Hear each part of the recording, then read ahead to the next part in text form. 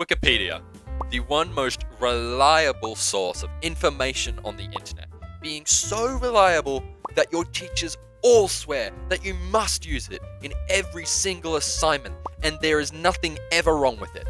Absolutely nothing.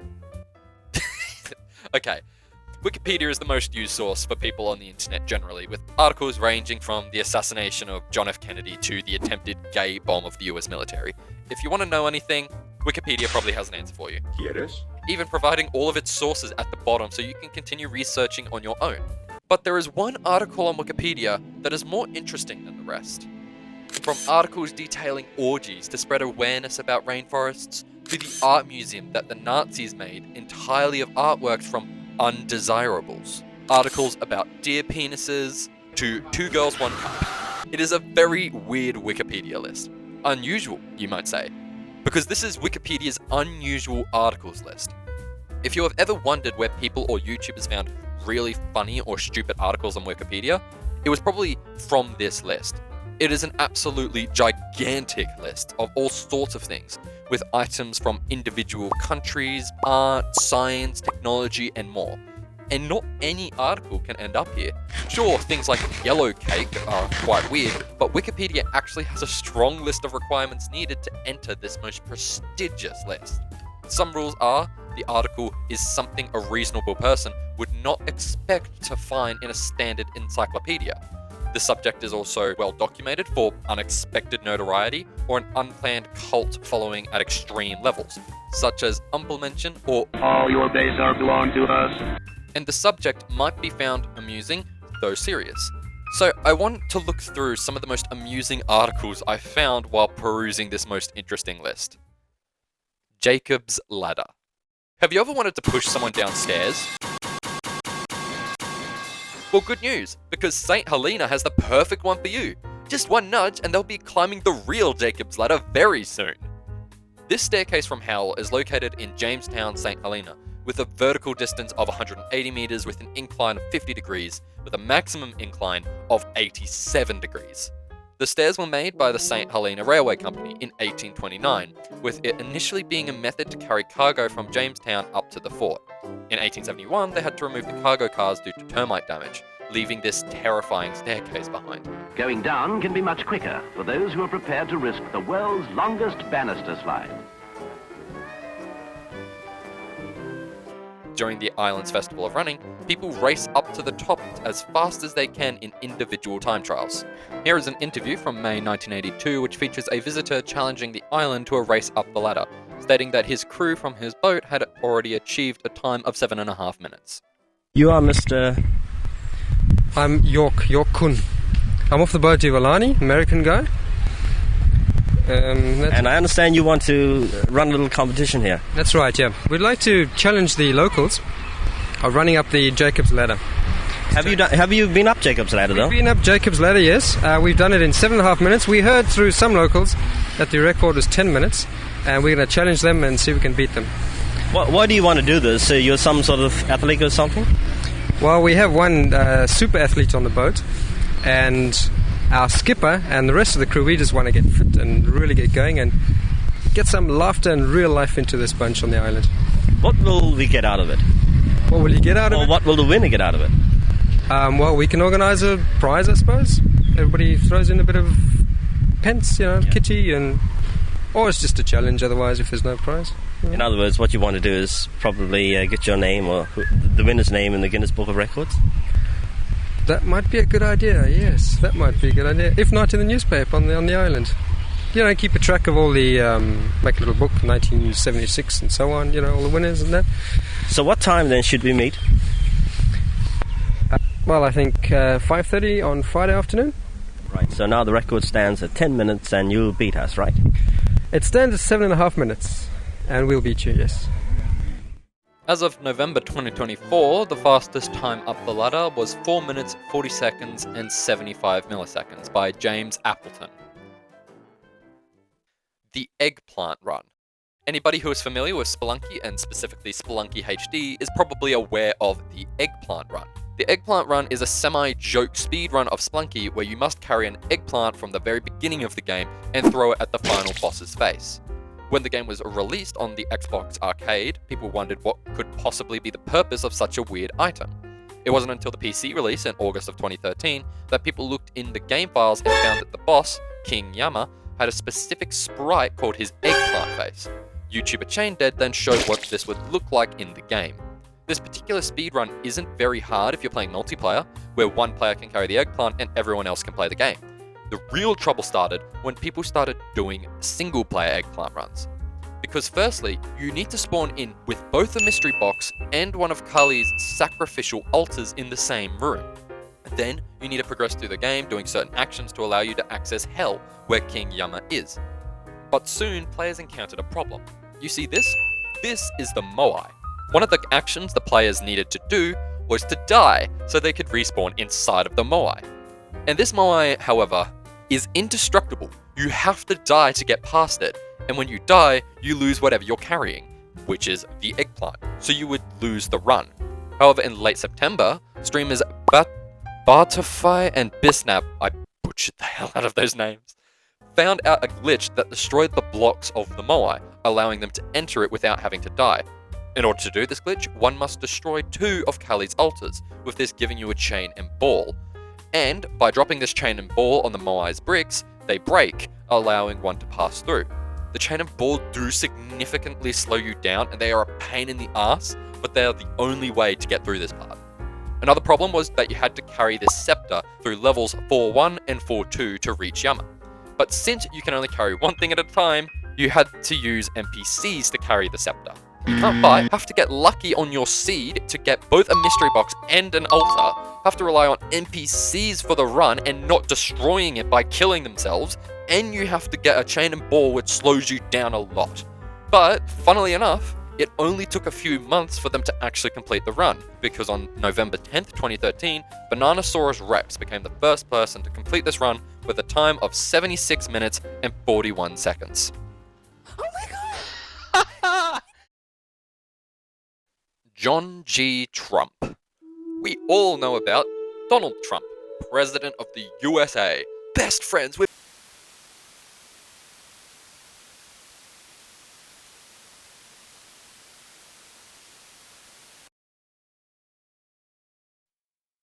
and many people see Trump as not particularly smart. But did you know that his uncle was one of the longest serving professors at MIT? Meet John G. Trump, born in 1907 in New York, who became an electrical engineer from MIT. His advancements are definitely not as well known as Donald's, but he has definitely had a massive impact. After earning his PhD in 1933 through working with Robert van de Graaff on electrostatic generators, he went to MIT, where he applied those generators in cancer radiography. He had learned of an MIT lecture about the use of high voltage X-rays in medical settings. At the time, low voltage sources could only target superficial tissue and required long exposure times. John believed, however, he could use the van de Graaff electron beams from electrostatic generators to produce more precise and penetrating source of X-rays, as the machines were able to produce stable, controllable power sources, whereas other high voltage machines could not. Then, in an experiment in 1935, both John and van de Graaff showed that when shooting these electron beams at gold leaves, they produced high amounts of X-rays. Soon, many hospitals would use this new technology, allowing for faster and more effective treatment of tumours. Then, after World War II, due to popular demand for these new radiology machines, John, with the help of the American Research and Development Corporations, set up a company to produce these machines, the High Voltage Engineering Company. He stated that the company's main goal was to make radiation therapy affordable to patients and accessible to hospitals. Because of his efforts, he was awarded the National Medal of Engineering Science for his beneficial application of ionizing radiation to medicine, industry, and atomic physics in 1983, 2 years before he died. Kuchisake Ona. Kuchisake Ona, or in English, slit-mouthed woman, is a malevolent spirit in Japanese folklore. She is one of the more well-known yokai or spirits in Japanese mythology, but is quite dangerous if you encounter her. According to legend, when she was alive, she was mutilated by having her mouth extended from ear to ear. There are different versions of the story of how she got this disfigurement, one where it was her jealous sister, or where she was punished by her husband for cheating on him while he was away at war as a samurai. In some legends, it says she has teeth growing all the way from ear to ear. When she died, she apparently returned as an onro, a Japanese vengeful spirit. She covers her mouth in either a cloth mask, akin to a surgical mask, or sometimes a hand fan or a handkerchief or anything. She carries a weapon with her as well, either a knife, a pair of scissors, or sometimes a machete.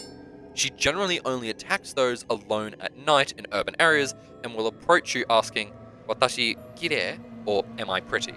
If the victim answers no, she kills them immediately. If they answer yes, she will then remove her face covering and ask the same question. If they say no, or scream in terror, she kills you again, with the most popular idea being she cuts you in half. If you answer yes again, she will then disfigure your face to resemble hers, cutting your mouth open. In most circumstances, the only way to survive this spirit is to answer yes to every question, which leaves you with a gruesome disfigurement.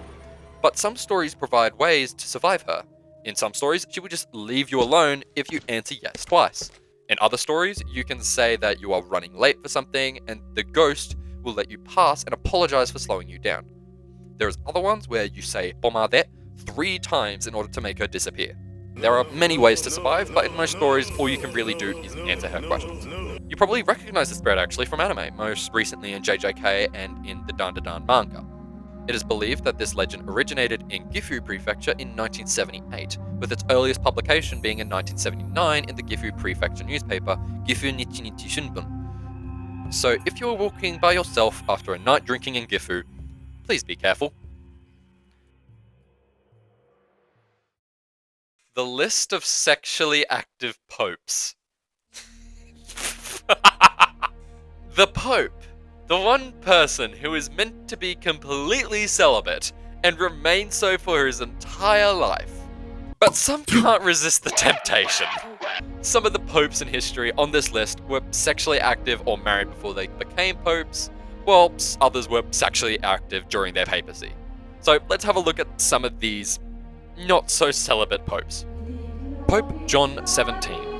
He was married and had 3 children before becoming pope, and all of his children went on to become priests. Innocent VIII. He had 2 children born out of wedlock. Francesco Cibo, who married the daughter of Lorenzo de' Medici, whose son Giovanni became Pope Leo X. And Innocent had a daughter called Teodorina Cibo.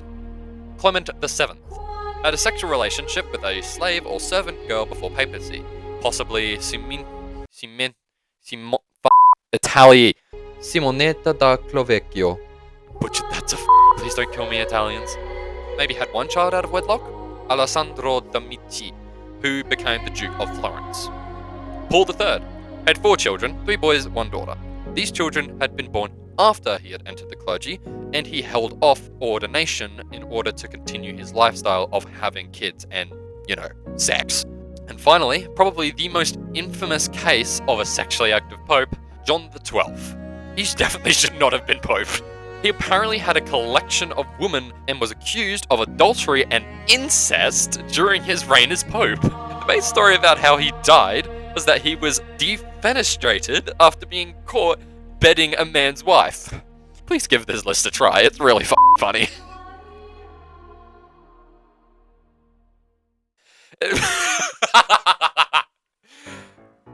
Death erection. So right after the list of sexually active popes is what John the This one is really stupid. A death erection, sometimes called angel's last, terminal erection, or rigor erectus, is a post-mortem erection of the penis observed mainly in the bodies of people who have been executed, particularly by hanging, or men who sustained large head or spinal injuries. When the person dies, the sympathetic nervous system stops working, which helps control vasoconstriction and dilation in the penile area, which causes the penis to become rigid. Another cause is damage to the cerebellum and spinal cord, which can trigger a reflexive erection, and blood pooling towards the bottom due to gravity. It can last anywhere from a few minutes to a few hours. Cow tools. The Far Side was a single-panel comic from American cartoonist Gary Larson, which ran in the Chronicle Features and Universal Press Syndicate from 1980 until Larson retired from comic making in 1995. It was known for its surrealist ideas and humor, based on uncomfortable ideas and improbable events, with anthropomorphic animals being used throughout the comic. And by far the most surreal one is Cow Tools. Published on October 28th, 1982, the comic depicts an anthropomorphized cow at a bench in a farm field with a barn with an assortment of bizarrely shaped tools. This comic was so confusing that many readers wrote and phoned in to ask about the meaning of the comic. Eventually, Larson explained that it was an exercise in silliness. While I have never met a cow who could make tools, I felt sure that if I did, the tools would lack something in sophistication and resemble the sorry specimens shown in the cartoon. The Antonov A-40. Tanks are incredibly powerful and dangerous weapons on the battlefield. They can easily approach an enemy position and completely flatten it with its immense firepower. And the word tank has now become synonymous with something that is strong, dangerous, but also slow. And that was a bit of a problem for the Soviets, because how were they meant to push forward quickly when their tanks were slowing you down? Well, one solution was to strap a glider to the tank and drop it from a low-flying plane. This way you could immediately drop heavy weapons to the front line. And early in the war, the Soviets used this idea, deploying T-27 tankettes, or one-man miniature tanks, because dropping a whole T-34 medium tank couldn't possibly work. Or could it? So the Soviets ordered Oleg Antonov to design a glider for a heavier tank that just the little tankettes had been using, and Antonov returned with the Antonov A-40, a T-60 light tank attached to a giant disposable glider. It would be carried by a Petlyakov PE-8 or a Tupolov TB-3. However, the tank was lightened for air travel, removing all its armaments, ammunition, and headlights, and only leaving a small amount of fuel. And on its first test flight, the plane had to drop the glider early to avoid crashing. And since there weren't any other planes that could carry the tank, the project was abandoned. So all we are left with is the funniest image and one of the most terrifying. As you can see, this list has some absolutely weird entries, and I've spent ages scrolling through here just reading through them. I like to call it the YouTuber's goldmine, because there are so many video ideas just lying and waiting in this list. And they're so well written about and researched that you can base an entire video on just one of these articles. And there are even weirder articles in this list than what I have covered, so please go have a read for yourself. You definitely won't regret reading the Wikipedia page about killing baby Hitler.